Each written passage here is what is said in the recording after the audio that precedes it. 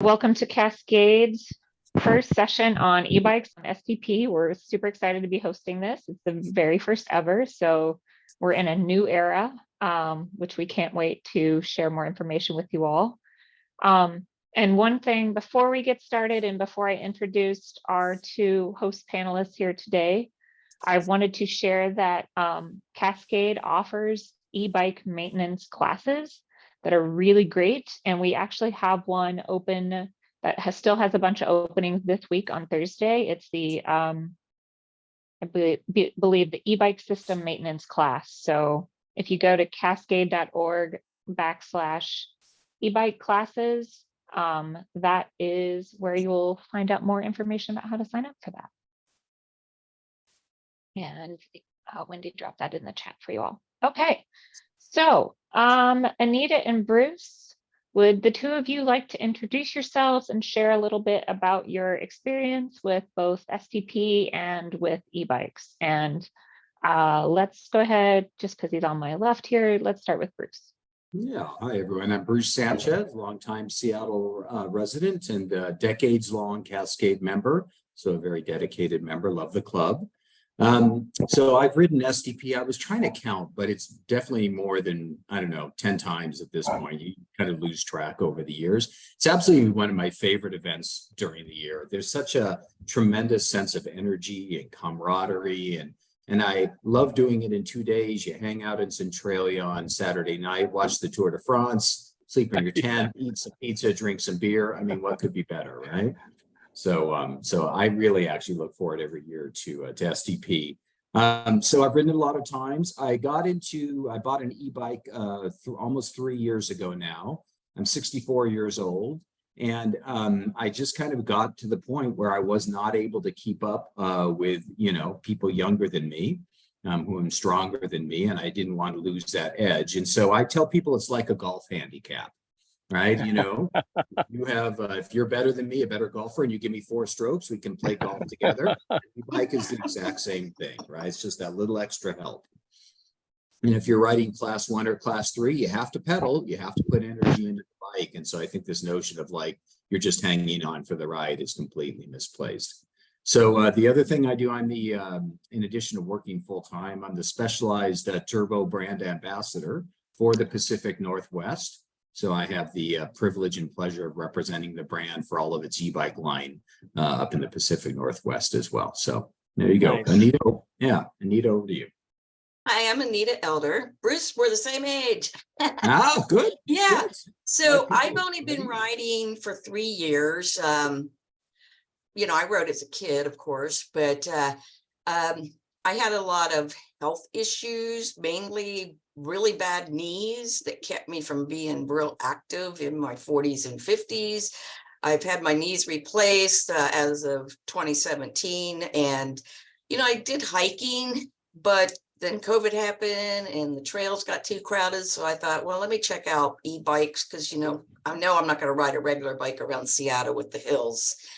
And I got one and just started riding more and more and more since 2020, April 2020. I have put almost, I think, probably about over 5,000 miles on my e-bike, and Great. I've lost 100 pounds and I'm off insulin, and so It's really been, and it's been good for my mental health. I tell people I'm happier now than I ever was. But I started off with the Rad Runner, which is kind of a cargo bike, but didn't stop me from entering events. I did the Lake Chelan tour. That was my first Cascade event, first event ride, really.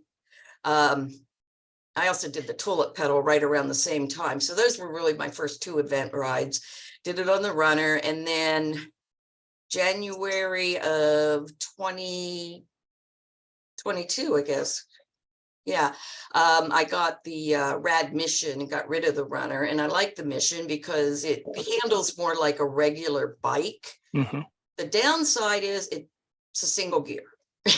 There's no gears on it, so if I want to get up hills, I have to crank it up to the highest assistance and get some momentum. And if someone cuts me off and I lose momentum and it's a steep hill, forget it. I'm going to walk the rest of the way. That's one of the reasons I want to get another bike. I just can't afford one right now.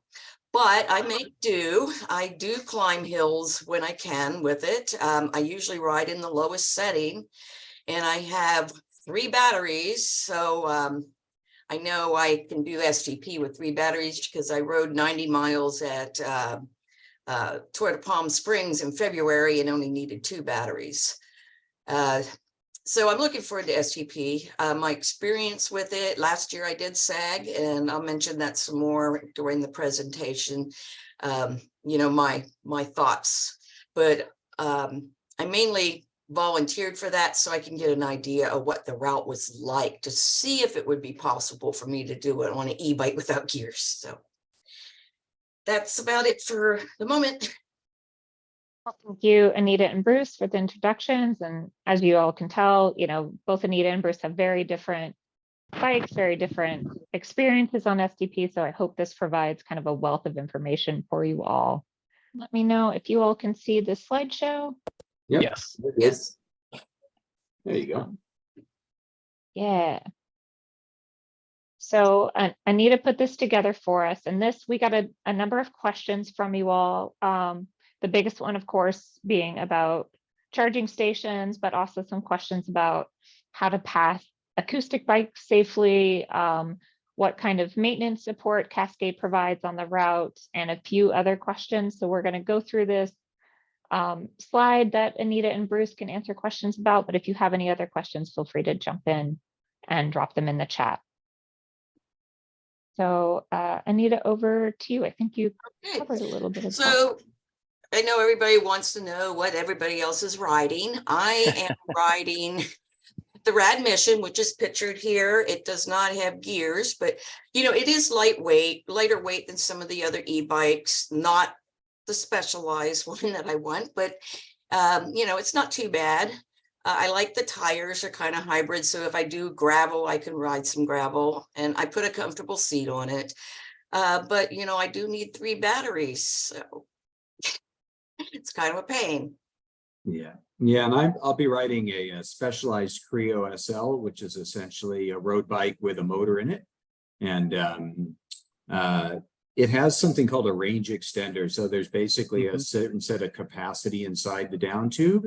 And then you can stick a range extender that looks like a water bottle in one of the cages. And I've actually gotten 120 miles out of that combination by riding judiciously. But just with that one battery, the range extender, and what's in the down tube, I can make it through STP without. You know, we'll get to this, I'm sure, but this notion of how far can I go is so dependent on so many factors. How hard you're pedaling, how fast you're going, how many hills there are, what type of road surface you're riding. Just as a complete counter example, I just finished up the Oregon Trail gravel grinder down here in Bend, Oregon. We left 5 days ago and rode, you know, roughly 60 to 80 miles a day on gravel. And I went through 2 or 3 range extenders every day because we were doing huge elevation, rough roads, big, thick tires, you know, lots of weight, you know, additional water, et cetera, et cetera. And so all of that goes into this factor. And I think one of the things that you learn as an e-bike rider is you really get to know your bike, where it's going to chew up capacity, and you moderate yourself knowing the distance that you can go and what you're going to encounter. Exactly. I think the next slide goes into batteries more. Yeah, perfect. There So you for go. me, I have 3 batteries. And so 2 of them are, I think, 530 watts or something like that. And they'll go between 45 and 60 miles. And then the other one, the one that actually came with the Mission, it's only like a 450 watt, and I can get about 35 on it. Now, that said, I had one of the bigger batteries on, well, they're the same size, but the bigger wattage. When I did the ride on Friday at Winthrop, since there was so much elevation, I only got 35. And I was probably riding in the assistance level 2, where I usually do 1, but it was like steady incline and I needed to put it in 2 just to get up those hills since I don't have gears. So during STP, you know, I'll have one battery on my bike. My brother, he's actually SAG support this year. He's going to take my car. He's going to carry my extra batteries, and I'll just send him a message saying, hey, I need you to bring me a new battery. Meet me at whatever mile marker I'll be at. And he'll bring it to me and swap me out. And then we're staying at a hotel at night. So, you know, I could recharge those batteries. Now, I do know that Cascade at the midpoint at Centralia College, they are going to have charging stations. Yeah. The caveat is you have to leave your battery on your bike and plug it in that way. And that wouldn't have worked for me if if my brother wasn't with me and we weren't getting a hotel, because, you know, I have 3 batteries and I can't have all 3 batteries on the bike at the same time. So that wouldn't have worked. Yeah. Yeah. I'm going to hang out with Anita. I want to meet your brother. Maybe he can carry my batteries too. Yeah. And just I think, you know, go ahead, the Bruce. interesting, I was going to say the interesting thing, again, it's so dependent on bike and rider and distance and all these things we're talking about. You know, the other thing that goes into there is speed and, you know, basically how much assist you're picking up from the bike. So if I stick my bike on a 20% assist, it'll just basically go forever. But, you know, at that point, I'm riding maybe 18 or 19 miles an hour. You know, if I stick it in turbo mode and it's giving me 80%, I can ride at 25 miles an hour, but only for, you know, 30 or 40 miles. So it's kind of fun because at some point you actually get to choose. So for instance, with like Anita, I might say, well, maybe I'll take a couple extra batteries because I want to go fast and I'm going to burn through them and I'll figure out a way to restock. Or I don't want to carry the weight, or I don't want to organize with a friend, or I don't want to leave it at a rest stop. So I'll just, you know, go cruise. I'll ride at whatever, 18 or 19 and have a good day. Yeah. The nice thing about Bruce's bike is he can actually program it. So if he knows he has a certain distance he wants to go, he can set it up so that the batteries won't get depleted before he gets finished. So he has less battery anxiety than I do. Yes. Although it is funny because, you know, Anita, when you're like got 10 miles to go and there's 1 bar left and you're like, oh, am I going to make it? Or I'm going to have to pedal this 30-pound bicycle, you know, manually for. Yes. Yeah. And just to add to that about batteries and charging stations, of course, this is our number 1 question. But so charging stations are limited through, though Centralia has about 20 available outlets in the bike corral. Napavine and some of the other stations are kind of hit or miss. And we can't guarantee, you know, charging stations that they won't be taken up by other people. So that is the one area where we really recommend you bring backup batteries if you don't have a situation like Bruce where you know how long exactly you're going to be able to make it. Having a backup battery or having a friend that's able to meet up at that rest stop is going to be really key for you. Yeah, absolutely. And I actually bring, believe it or not, I carry an extension cord in my luggage so that when I get there, I actually have the ability to plug into things that might normally be too far away. So. Yeah, I always take one of the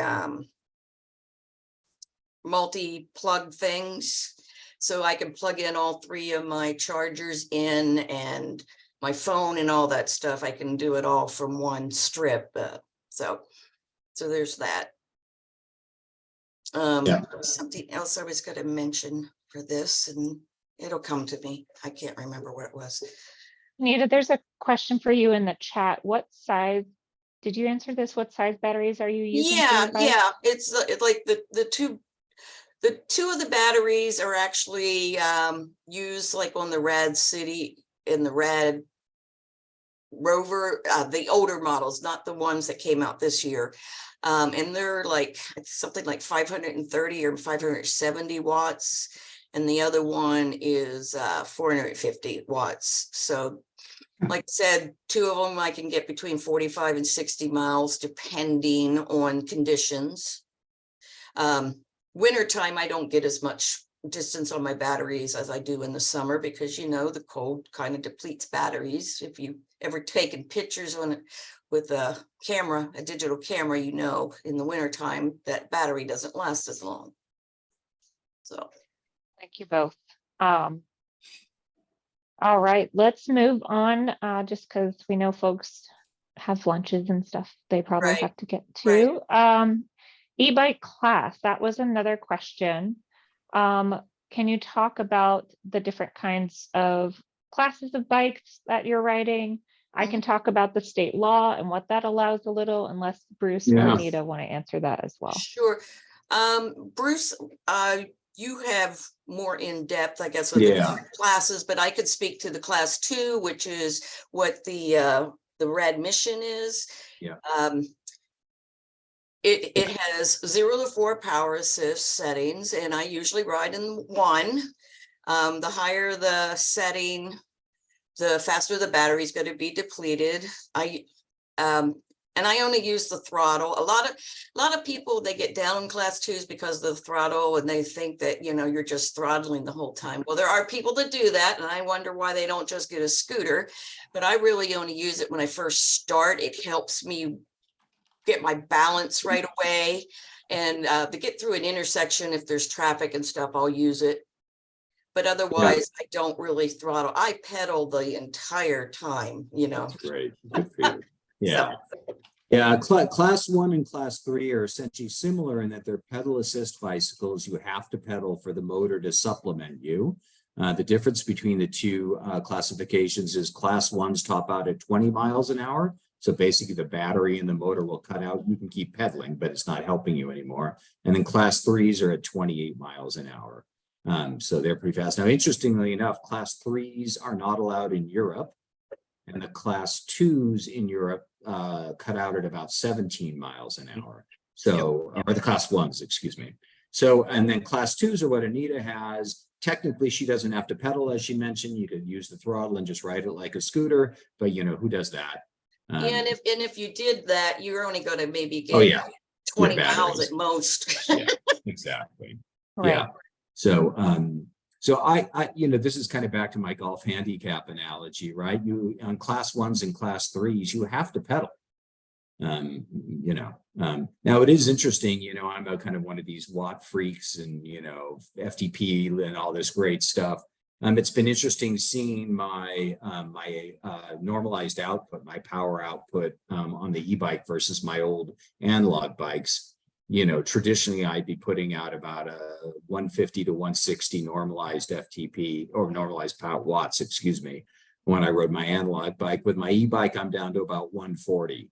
So I don't quite work as hard, quite frankly, but it's also a little more enjoyable. You know, I'm not dead at the end of the day. Got that little extra juice because maybe I work 10% less hard. I could work that hard, right? But I choose not to, and enjoy myself a little more nowadays. So you all know Washington state law is prohibitive of class 3 e-bikes on trails, and parts of STP do go on a trail. So that means we can't allow class 3 e-bikes, the ones that go up to the higher mileage per hour. Yeah. You know, it's not that we're going to be checking folks' e-bikes, of course, but that is the Washington state law. And I'm going to drop Washington Bikes, our C4 arm that does legislative work in Olympia. We did a great blog post a couple of years ago on the e-bike law whenever we got it all passed and updated here in Washington state. Classify e-bikes as bikes and say where they can and cannot go. Yeah, and that's an important point too. I mean, you really do have to pay attention to the laws of a particular state, et cetera. You know, and Sarah, it is also interesting. We kind of had this question already, this notion of safety. You know, one of the reasons the class 3s are tough on trails is people tend to go too fast, right? It's just that simple. And so, so it's not that you can't ride a class 3 safely on a trail, but you have to keep an eye on it. Which is kind of interesting because, you know, I really do watch my speed on the trail, but I'll have regular bikes just zipping by me. They're going way past 15 miles an hour. So, you know, it's kind of like, who's monitoring them? But as a Cascade member, I always try to obey the laws and, you know, things like that. Be a good representative. Get that, Anita. 1000%. Yeah. Awesome. Yeah, safety Thank you first. both. Training plan. So what's your training plan? Is there a difference between training to ride STP on an e-bike versus an acoustic bike? Well, I've never ridden it, so I can't really give a comparison of, which way. I don't think I'd ever do it on a regular bike because, I got a regular bike because I'm training for a sprint triathlon in August. I Yay, don't think good for I'm going you. to be doing a lot of riding on it. I like the e-bike because I can ride for a longer period of time and much farther. So I'm on it more than I am a regular bike. But my plan, what I've been doing is probably not as vigorous as some other people's plan, but I started off riding just a couple times a month. During the cold winter months, I'm more of a fair weather rider. I hate riding in the rain. The cold I can layer up, but the rain it's just miserable. But I did go down and do the long ride in February at Palm Springs, and that 90 miles, I did that in 5.5 hours. So I am very confident Good. that, Yeah. Oh, and yeah, I wasn't tired. The next day I rode like 40 miles, I think. And, so I'm confident that I could do STP easily. Yeah. Yeah. And then April, I started riding once a week and picked up, how many miles I was riding each time. May through June, riding 2 to 3 times a week, building up my distance, but not just distance, but also I've been doing a lot of elevation, which, really strengthens up the legs. And then with July, I just dropped off my bike today to get it a complete tune-up, the wheels trued, brake pads check, all that stuff to make sure it's going to be in the best condition for the STP ride. And then, I'll probably ride just once a week to have fun between now and then, because I don't want to overdo it and possibly injure myself right before STP. And I also want to, just relax and have some fun and not stress. So that's what I've been doing. Love And that. for me, How about you? I followed the same kind of training regime for years, which is I basically stack up ever increasingly long distance events before STP. So as I just mentioned, I just got off of a 350-mile 5-day, gravel grinder. Before that, I did a training camp in BC where we were riding 270-mile days. Before that, I was down with some buddies, et cetera, et cetera. And so, even when you're on an e-bike, you're still on the bike for 5 or 6 hours. You still got to have your seat be, have your butt be comfortable, be able to have your legs go around, be able to have your shoulders support your upper body, et cetera, et cetera. So there's no substitute for distance. And there's no substitutes for frequency and duration, basically, as Anita's outlined here. The one thing I will say is, let's face it, you do get a little squishy, comfort spot by having an e-bike. If you didn't quite get in your training and you're not quite as strong as you feel you should be, well, you got your friend, the motor and the battery to help you a little bit, right? Now, you shouldn't use that as a crutch, but, you don't have to be quite as rigorous because, you got a little help along the way. But again, still train it for like any other distance, right? Don't count on the bike, because if you count on the bike, your body will not be happy. Very good point, Bruce. Yeah, butts and seats, right? That time in the Butts and saddle is seats. still Yeah. matters more than anything. What's the best way to get in shape for backpacking? Go backpacking. What's the best way to get in shape for bicycling? Go cycling, right? So. Love it. Thank you both. Yeah. Maintenance and skills. So we had some questions about, do we have any maintenance tips? Are there things you bring to kind of facilitate the maintenance, or skills that you should have? And we can also talk about what support Cascade provides. Well, for as maintenance issues on Sarah an mentioned e-bike. at the beginning, there are classes, a class for e-bikes and the fixed flat class for e-bikes, which are great. So I know if something happens, I can at least start to fix things, or, I know how to do those things anyhow, unless it's something more major. I'm also, like I said, I dropped off my bike today to get a professional tune-up. And then during the ride itself, I'm going to be carrying 2 spare tubes because my tire Mhm. size is not the same as everybody else's. So I'm not going to be able to borrow from somebody Yep. and I'm going to take my tire changing kit. And then my brother's going to carry my compressor, tire pump, which I prefer over the hand pump, and my additional tools for any repairs I may need. I'm okay taking a break and waiting for him to drive to me. And sometimes there's outriders, they may have a pump. If I'm changing a tire, they may just stop and don't have to bug my brother. I just don't want to carry more than I need to because of the extra weight. And since I did drive SAG last year, I will say that, SAG usually has standard tubes. So if you did forget one and your tires take the regular tube as a regular bike, you can snag one from them and they will have some tools, some basic tools. But if you have a major problem, they're going to pick you up and take you to the nearest rest stop that has a bike mechanic and then leave you there. And then it's up to you from that point to either, get back on the road or go home, find a way to get home.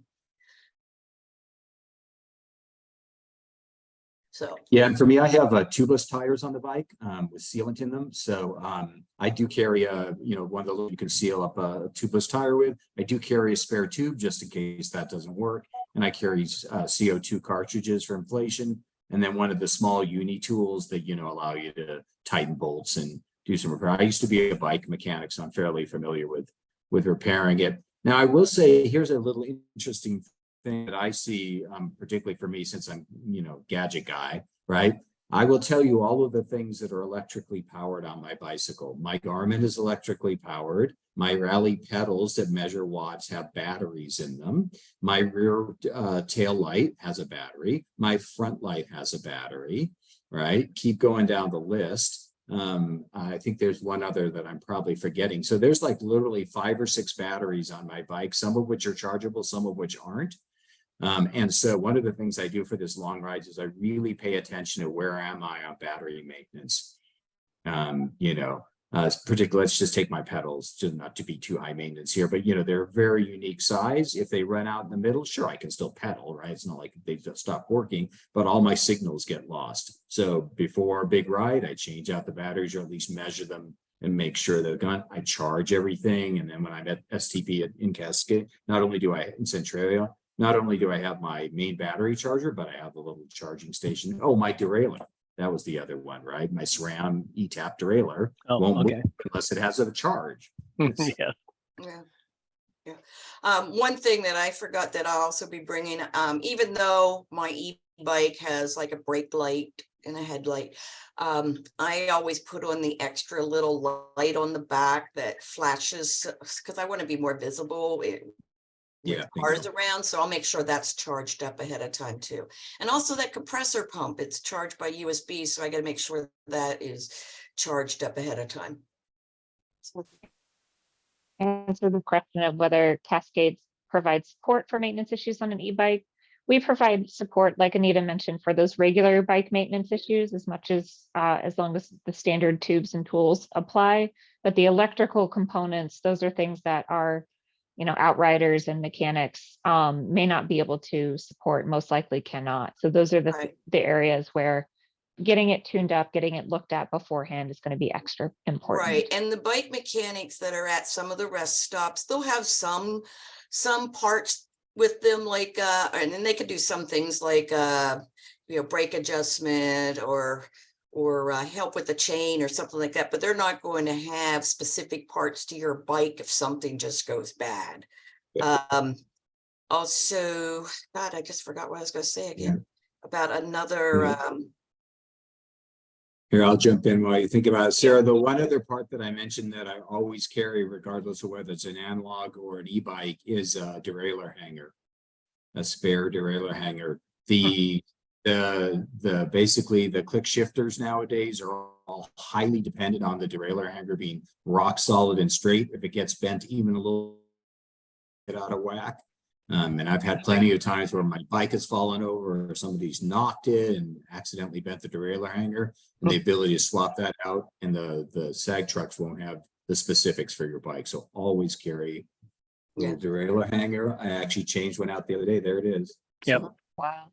Oh, that's I interesting. remember what it was I was going to say. The other tool that I do carry is those little wire clippers, because, you know, if you get a flat in your back tire and you have to take that off, you're going to have to disconnect stuff, and it's often have those wire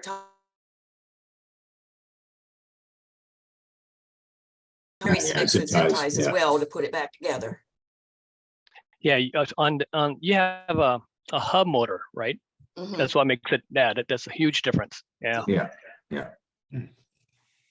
Bruce, didn't know that about a derailleur hanger. So thanks. Yeah. That's No, a lesson learned. seriously, I cannot tell you the number of times carrying a spare one of these has saved my my Interesting. riding journey. Yeah. Mhm. Cool. Well, thank you both for our maintenance questions. And if you really want to get totally nerdy, Sarah, I actually carry spare spokes inside my seat tube, because spokes are highly proprietary nowadays. Yeah. Left, right, side, length, thread, thickness.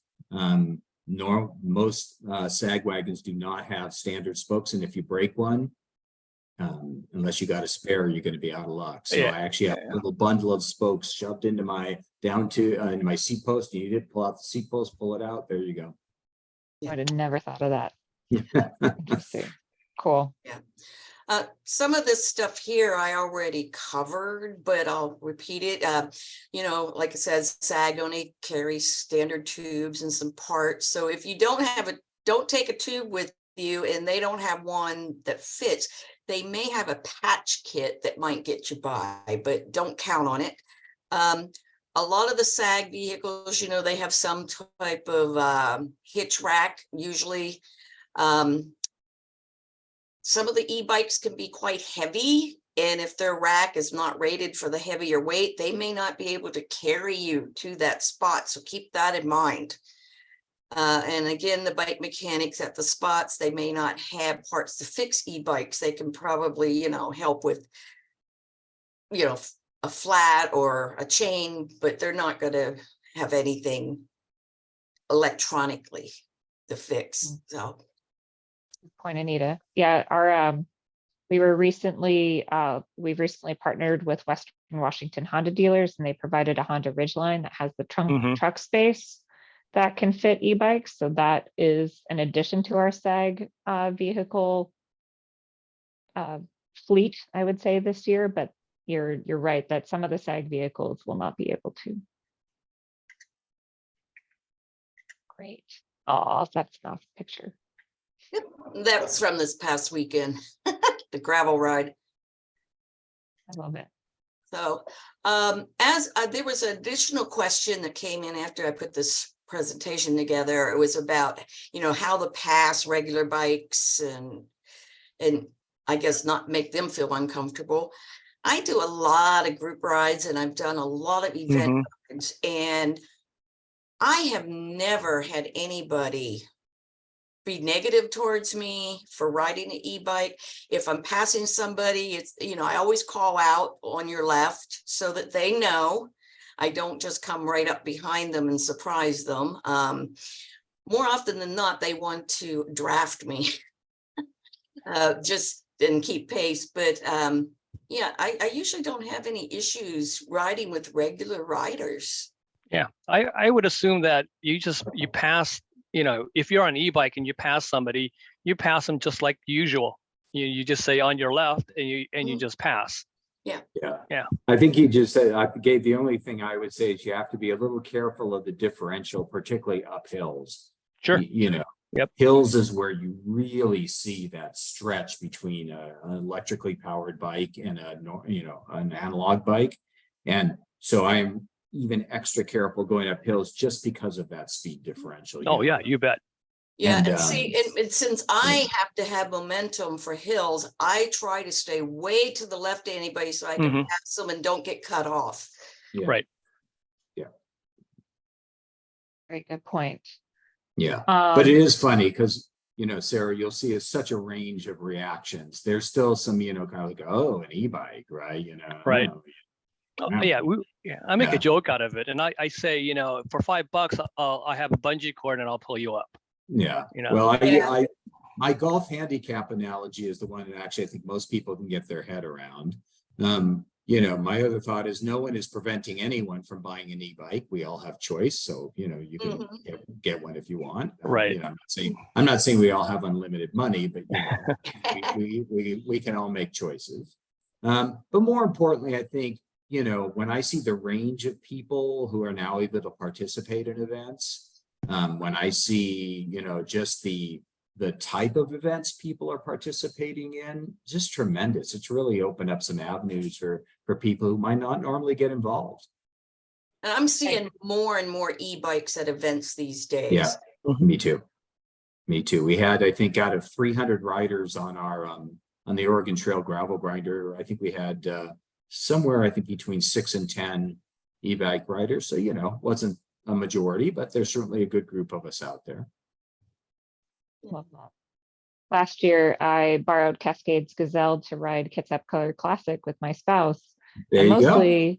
mostly I did that because I can't keep up with them. They were a bike commuter for 17 years, and we tried training on some hills together, and it might have ended our marriage if I tried to ride my acoustic bike and follow them. So it was like, you know what? This will be more fun for both of us if we're able to stick together, and did it on an e-bike. It used to be that tandems were the big equalizer between couples. Now it's an e-bike often. So it's a great application.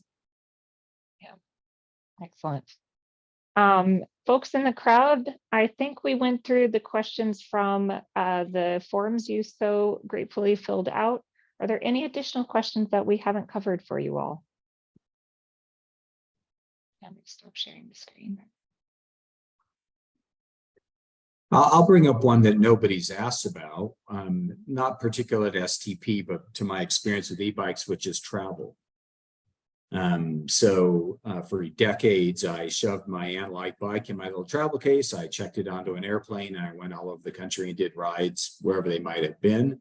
I still do that sometimes with the analog bike, but with the e-bike, of course, at least with the specialized Creo, you can't take the battery out.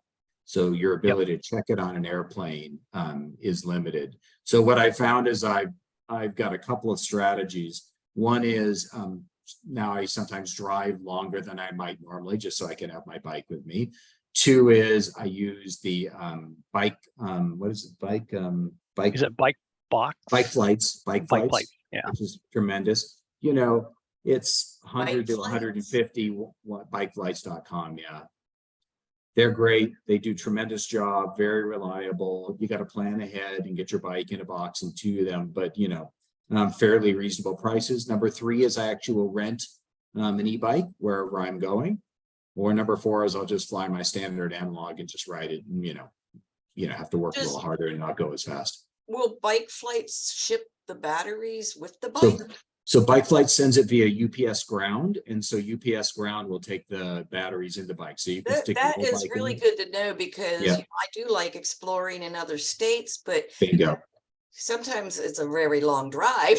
Bingo. Yeah. That's good to know. Thank you. Yeah, especially if you're going someplace for a while, right? Like if you're going to go on vacation for a week and you want to take your bike, give it to Bike Flights and off they go. It does take about 4 or 5 days to get you because it's UPS ground, so you kind of have to plan for the bookends of that trip.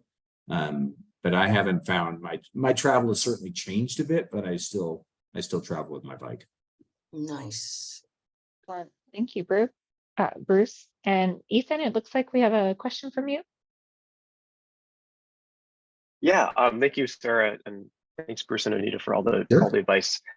So Keenan and I are bringing an e-bike. We have 2 batteries that will cover the first day, but we will need to charge those in Centralia, and we're staying at Centralia College, likely in a tent. So I guess my question is, I wanted to circle back to this. For those of us who don't have the luxury of a brother to bring charging equipment or the the luxury of more batteries beyond the 2 that we already have, which I think are like $600 each, so we really can't get more. And I realize Cascade can't guarantee availability of chargers beyond the 20 that are going to be in the bike coral. Do you have a sense of if there will be, you know, plugs available in the hallways of Centralia College and the gym? I guess we're worried about availability of plugs and then also theft, I guess, if it's going to be out of our sight for a few hours. Do you think it's going to be possible to get creative for those of us who are staying in tents and not within the building? I'm gonna let Sarah answer officially, and then I'll answer unofficially. How's that? Yeah, Thanks. that's a great tag team, Bruce. Yeah, Ethan, that is the $1 million question, I think, for us, is that we can't guarantee. There are some charging locations inside the college. I'm gonna be borrowing the teachers lounge for STP ambassadors because they're going to be doing social media for Cascade along the ride. So we'll have some charging spots for them inside there. And there are, of course, charging spots inside the college, but outside when you're camping, it's tough. It is tough to make any promises because of the limited locations around. And I'm going to let Bruce take it from here because we just can't guarantee those spots and what's available. Yeah.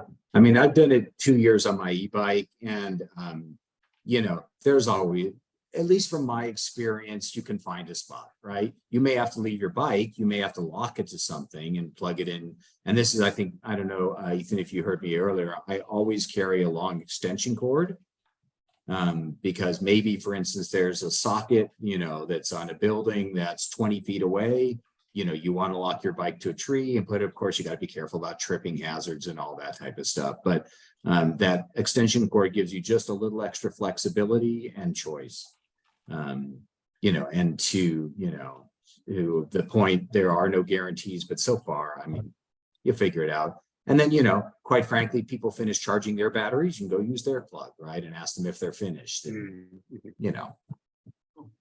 Gotcha. Thank you, How about Bruce. if I said, Sarah. I would not go because of that?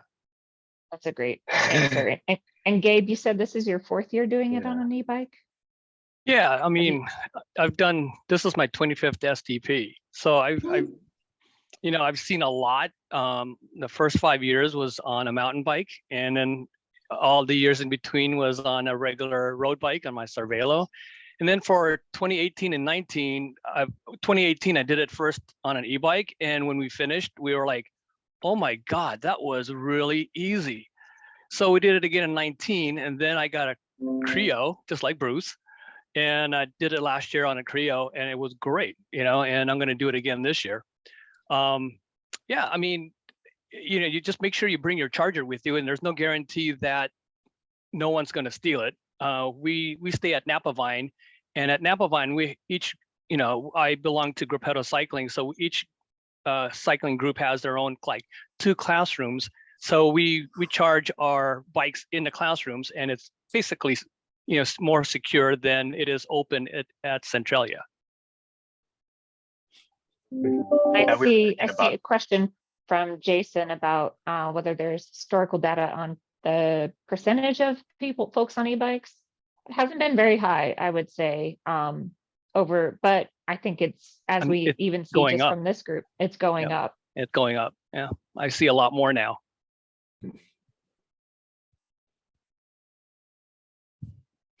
I'm excited, by the way. I love seeing people out on e-bikes. There's such a sense of playfulness. I think one of the things that kind of tough to recognize until you've ridden it, and Gabe, I would bet you've had this experience. You're just a little more carefree, right? You just, oh yeah, definitely. Going a little teeny bit faster, having a little bit more fun. Yeah, you know. We have a big group, and then, you know, but the thing is that, you know, when we finish, you're not beat up. I mean, we train throughout the year, but, you know, STP every year is different. It could be 105 going into Portland, or it could be raining going into Portland. But at the end, it's all about the journey, and you want to, you know, I've just enjoyed doing it on an e-bike, because when we finish 205 miles, you get to cross the finish line and you're like smiling, you know, it's like, oh my God, that was really fun. So, you know, it all depends what everybody wants to get out of STP. Yeah. At age 64, I've kind of moved beyond this whole suffering is bicycling ethic, you know. Hey, Bruce, we're the same age, man. Tomas, it's like you have a question. You might be muted. Yeah, Tomas, you're muted. You muted, Tom. You can't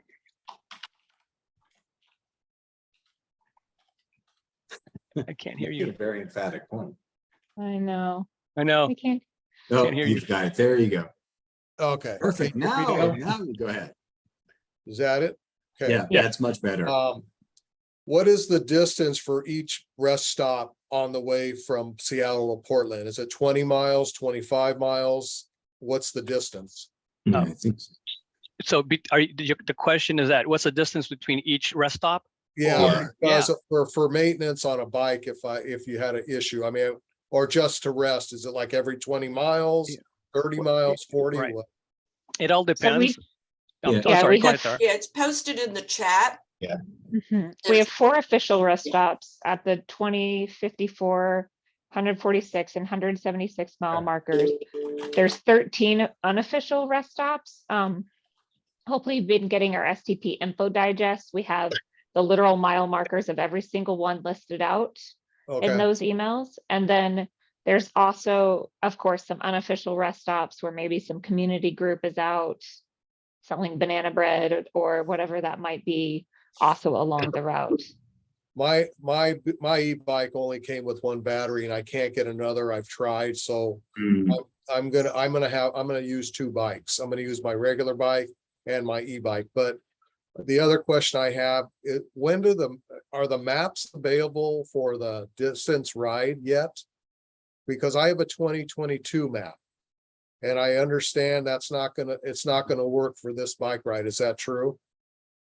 That's correct, partly because JBLM will not be the through route this year due to an air show that's going on. Okay, And then I don't think there's any other, there might No, be, that's- oh, and then there's the issue with the bridge at the end as well. Right. Mm.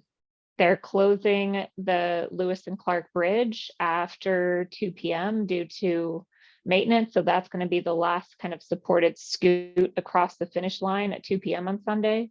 okay. Is that the one that goes over When out can of we get a Longview? map? That's the Longview Bridge, yeah, the That's cross Longview in the Bridge. Oregon. Okay, yeah. Yeah. Are we gonna get an updated map because my wife's gonna be my guide as I go. She's gonna be doing my stops and everything, but I wanted to know, is there gonna be a map so I can give her places where she can stop? You'll get one in your bib, Okay, Yeah, with your yes. bib in your packet, which goes out on Thursday. perfect. And Perfect. Wendy just dropped the current Ride with GPS draft Okay. in the chat here. Okay. Of course, that's going to be, you want to pay attention to that because it'll get updated up until a couple days before the event, just as we're hearing from WashDOT about whatever's happening on the road. Mhm. But there will be a map in your bib, as Anita said, and then the Ride with GPS on cascade.org/STP will be updated and current. So keep an eye on that up to a few days before the event and download Thank you. that. That's what I want to know. Thank you. You can also pick up extra maps if needed at the start. Okay, Yeah, just make sure you follow the Dan Henrys on the ground. Just to let everyone know, I have volunteered to be marking the Dan Henrys between Spanaway and Tenino. So if you get lost between that spot, it's not my fault.